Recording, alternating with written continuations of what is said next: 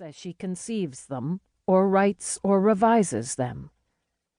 Her position as an artist and the merits of her books are a subject of dispute, and no prudent man would claim to judge to a nicety the place which a contemporary writer will occupy in the pantheon of letters. Some critics are irritated, and many less sophisticated readers are bewildered by her later novels. But no one denies that she was a serious artist, and there are many people who, like Professor Bernard Blackstone, have no doubt that she was a great artist, that she did supremely well what no one else has attempted to do, and that her world will survive as the crystal survives under the crushing rock masses. And it is relevant to what I have to say in this preface that many of the people who cannot understand or dislike or ridicule her novels agree that in The Common Reader and her other books of essays, she shows herself to be a very remarkable literary critic.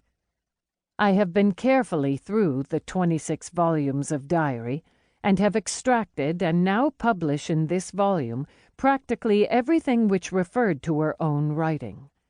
I have included also 3 other kinds of extract. The first consists of a certain number of passages in which she is obviously using the diary as a method of practicing or trying out the art of writing.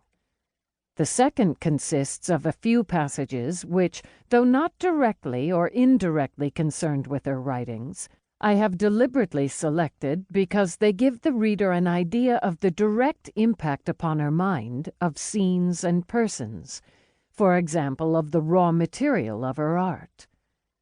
Thirdly, I have included a certain number of passages in which she comments upon the books she was reading. The book throws light upon Virginia Woolf's intentions, objects, and methods as a writer. It gives an unusual psychological picture of artistic production from within. Its value and interest naturally depend to a great extent upon the value and interest of the product of Virginia Woolf's art. Unless I had agreed with Professor Blackstone, I would not have edited and published this book. She was, I think, a serious artist, and all her books are serious works of art. The diaries at least show the extraordinary energy, persistence, and concentration with which she devoted herself to the art of writing, and the undeviating conscientiousness with which she wrote and rewrote and again rewrote her books.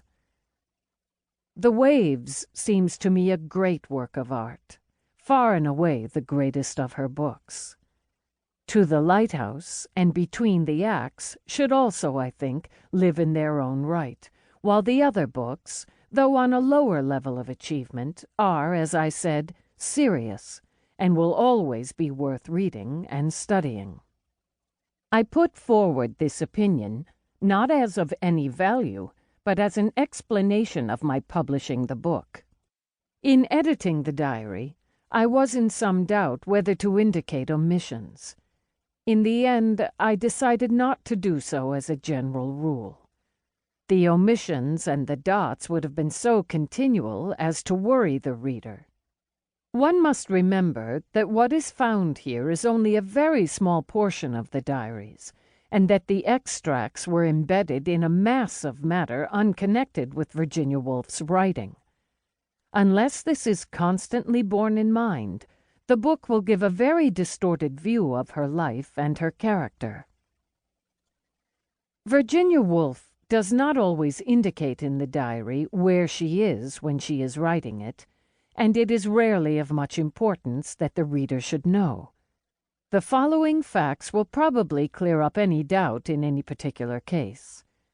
From 1915 to March 1924, we lived in Hogarth House, Richmond.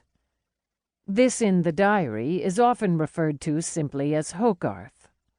At the same time, we also had a lease of Asham House, near Lewes, in Sussex, referred to in the diary simply as Asham. We used Asham ordinarily only for weekends and holidays.